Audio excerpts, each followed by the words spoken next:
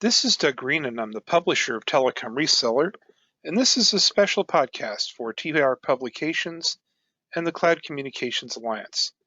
And today I'm with Jason Thals, who's the co-founder and COO of BroadSource. Jason, thank you for joining me today.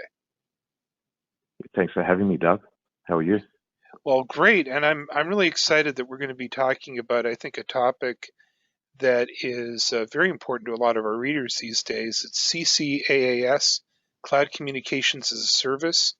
The CCaaS era is about to move into top gear. Over the past decade, many business operational technologies have moved to the cloud, while contact centers have remained on-prem. With the introduction of a number of cloud-native offerings, the next 3 to 5 years will see a steady transformation of CC infrastructure to CCaaS. This will enable businesses to fully retire on-prem equipment and focus on application orchestration to optimize and accelerate business performance. So that type of migration, I think, is going to be, those transactions themselves represent a huge opportunity to the MSP and service communities. So we're going to be diving into that just in a moment, Jason. But first, could you just tell us a little bit about BroadSource? Sure. So BroadSource, its origins are deep telecommunications and contact centers. We've been doing those streams of service delivery for several decades. The guys in the team have been sort of building phone systems for telcos to deliver to businesses and directly and via resellers, and also building cloud-based contact centers for, since the 1990s. So we've built a lot of those services in the cloud for, telcos to then offer to banks and government entities, et cetera. And was that sort of your road into the CCaaS market? Yeah, so I think that BroadSource has a reputation of sort of planning, designing and building contact centers, advising clients, whether they're premises-based services or they're cloud-based services. So we understand client requirements and then assist clients to find the right solution to meet their business needs. We then often work with the selected partner to deliver business uplift for our client. So that may be in the form of automation or integration, testing, load and volume testing, to ensure that the service that's delivered to the business has a business benefit. So we've been doing that for a number of years in terms of premises-based installs, but more recently, we're really seeing the cloud coming of age and that being a viable option for our clients. So you guys have had first-class seats basically in terms of watching this migration happening from the prem to the cloud. And so my first question is, why was there a delay and why has there been a delay in getting contact center to the cloud? So I think that it's probably all at ease, Doug. So it's complexity, security, privacy, accessibility, extensibility, those sorts of things, resilience. I know the last one doesn't end with an E, but well, it does. But good enough, you know what I mean? Yeah. Yeah. And so I think that sort of hoovering up office telephony seats up into the cloud was the first step in terms of bringing communications up into the cloud. Sort of basic contact center operations, being able to bring service desks and those sorts of things up into the cloud. But once you get into sort of banking and government transactions where there's a lot of privacy of information, where there's PCI DSS compliant credit card based payments, where there's some of the rules around GDPR and making those sorts of things, putting the responsibility of those sorts of things up into the cloud service provider. It's taken time for the CCaaS operators to mature around their offerings. So for many years, the big players in town, they're a lot more comfortable with the bank themselves, for example, or the government entity themselves, or the insurer or the utility, taking responsibility of those things themselves in their own network. It's been probably, we started to see the emergence of it in the last 2 years, where the cloud service providers are, in many cases, doing a better job of the enterprise and sort of entities in terms of their actual due diligence around completing a lot of those things like PCI DSS, where in more recent years it's transitioned from being an adherence to best practice to being something that is enforced, for example, by the card issuers. So as those sort of compliance requirements have really stepped up, the auditability of them has stepped up, the public visibility of them has stepped up. There's a lot more focus on those things being regularly tested and evaluated. And as the cloud service providers have stepped up their demonstration of their compliance and the visibility, the transparency of their compliance, in many cases, they're a better option than being able to comply with some of those things on-prem yourself. So, just putting a box in the cloud is the first step, but being able to demonstrate the ability to handle security, privacy, accessibility, extensibility, resilience, all of those sorts of things in the cloud is what's been happening over the past couple of years, and therefore making the cloud a viable option for increasingly complex contact center operations. So in the process that you're describing here, this migration for contact centers from a very traditional on-prem to this new cloud environment, how's BroadSource helping your clients with that process? I think it's really interesting. There's a bloke, director in strategic communications at Cisco, called Zach Taylor. I was at a forum that he was presenting at recently, and he said that vendors sell nouns and customers buy verbs. And I think that the thing that BroadSource does is we do the verbs. So we do evaluating for clients, we do integrating, testing, automating, but we're delivering business outcomes to our clients. So it may be that they want to select a platform and we assist them to do that. So we'll work with them to understand business needs. We prepare statements of requirements, for example. We work with them with a selected service provider, and it may be premises or it may be cloud. And then we ensure that the promise that's made by the vendor is adhered to in the design, and then we verify through testing that the build matched the design, and then work with the client to ensure that the business outcomes are achievable and being delivered.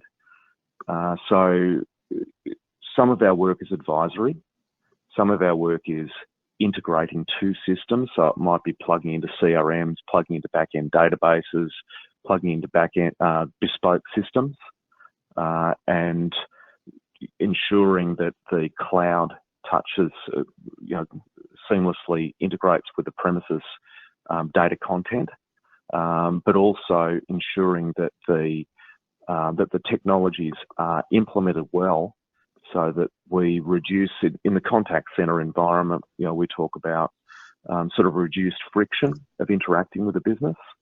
So that's a focus of ours in terms of user-centered design, and ensuring that when our clients' customers are dealing with that business, it's a seamless, logical, effective and efficient transaction. So we assist clients with designing and developing and deploying and tuning and running bots, be they voice bots or be they digital channel based services, and then ensuring that measuring their performance and ensuring that they're continuing to be increasing in success over time. So with that said, how do you see CCA members taking advantage of this opportunity?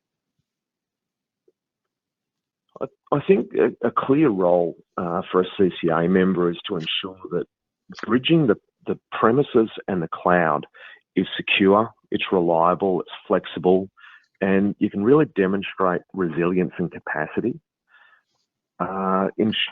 Just for a number of the applications, but this next couple of years is going to see a real improvement, a real uplift, I should say, in terms of the size and complexity of contact center operations that are going to cloud. So, I guess what we get involved in is verifying that the cloud can support that interaction for often a business critical or a mission critical application.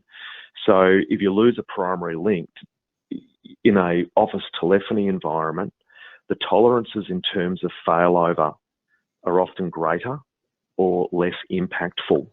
Whereas in a contact center, being able to fail over from one link to another link so that the caller and the agent are able to continue to operate is critical. Resilience in terms of failover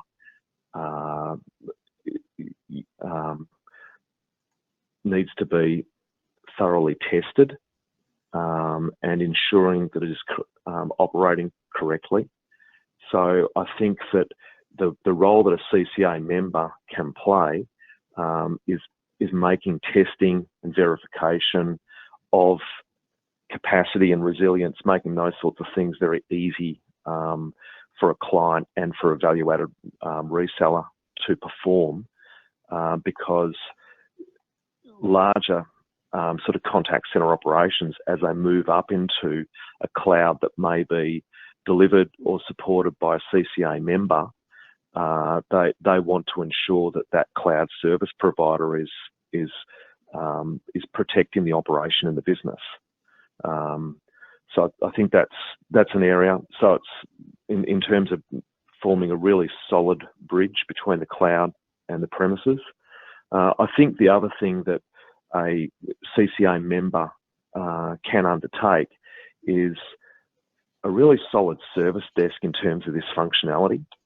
So if a client, say of a bank or a government body, is going to retire their premises equipment up to the cloud, they change the sort of resource they have on the ground that might be the go-to person for making changes in that environment.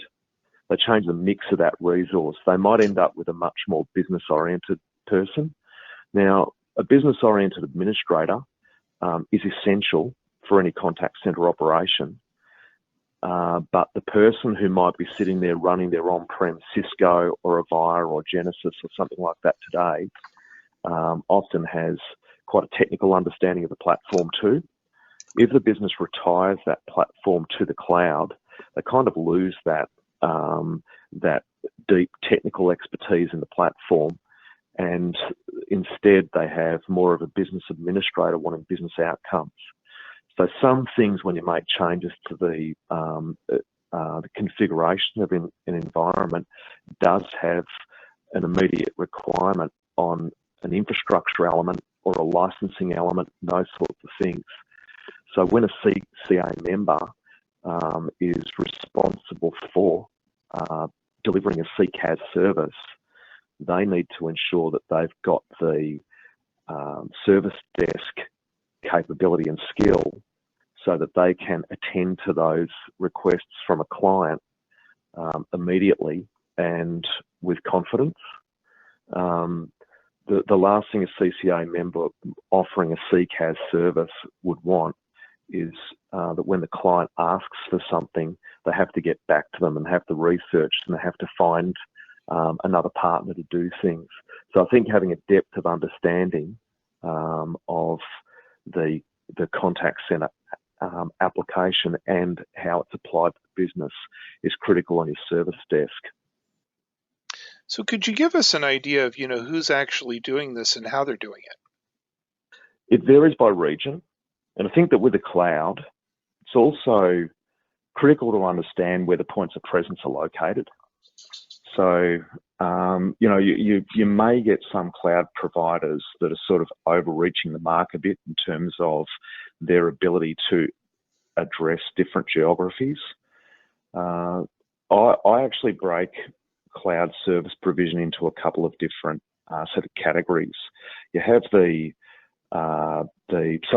just on that point, I think the first thing to understand is POPs, points of presence, to understand that you get that right and you get something that can, when you're dealing in contact centres, because you're dealing with the delivery of voice and data simultaneously, it's critical that you're within the laws of physics in terms of your ability to coordinate the two in a reasonable time frame for the caller and the agent, so that they can have an effective conversation.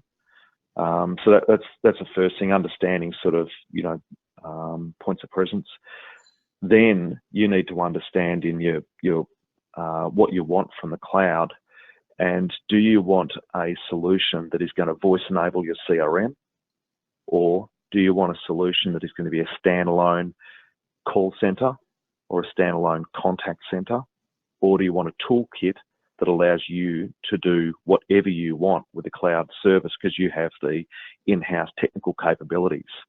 So by way of example, some of these standalone sort of best-in-class players, people like Genesis with Pure Cloud or Nights in Contact and Cisco's WebEx CC, they're platforms that can operate as a contact center, fully multi-channel, and aren't dependent upon a CRM or an ITSM like a ServiceNow or something like that, or a Salesforce. They can operate as a standalone contact center that have connectors that plug into CRMs. Then there's another class of guys like New Voice Media that's now owned by Vonage or Vocalcom, that they're really embedded in the CRMs or really embedded in the ITSMs. So in the case of the New Voice Media, for example, when you're configuring that platform, it's sitting within Salesforce, it's operating within Salesforce, and the agent, when they're operating, whether it's workforce planning or quality or queuing and routing, they're sitting in the Salesforce domain, and a lot of the work is done in Salesforce. And then you've got another class that we call sort of toolkits and connectors, things like platforms like Nexmo and Tolia, that allow you to, a savvy sort of customer, to sort of integrate with it, with whichever environment they want, to build a lot more of the services themselves natively. So there's those sort of three broad classes of cloud offerings, and CCA members have the ability, I guess, to partner with one or more of the providers. And I think the role that a CCA member can sort of work with these guys on is being able to provide that anchor point, that point of presence, things like WebRTC connectivity. Even I think the other thing that clouds require around the edge is things like touch tone clamping, DTMF clamping sort of technologies for PCI DSS compliance, and providing connectivity into a lot of these guys reside in sort of an Amazon availability zone, and being able to connect securely into those big data centers and support these cloud offerings. So Jason, I want to thank you today for giving us a kind of overview here of what I think is going to be a very big opportunity going forward. We're coming to the end of the year, coming to the end of a decade, new year, new decade coming up. What do you see this opportunity looking like in 2020 and in the 20s? I think that we're moving into the era of CCaaS. I think that the next 3 to 5 years is going to be a hockey stick in activity, Doug. So I think that it's been smaller, less complex baby steps of getting to the cloud for CCaaS. But I think over the next 3 to 5 years, as the cloud matures, we're really going to see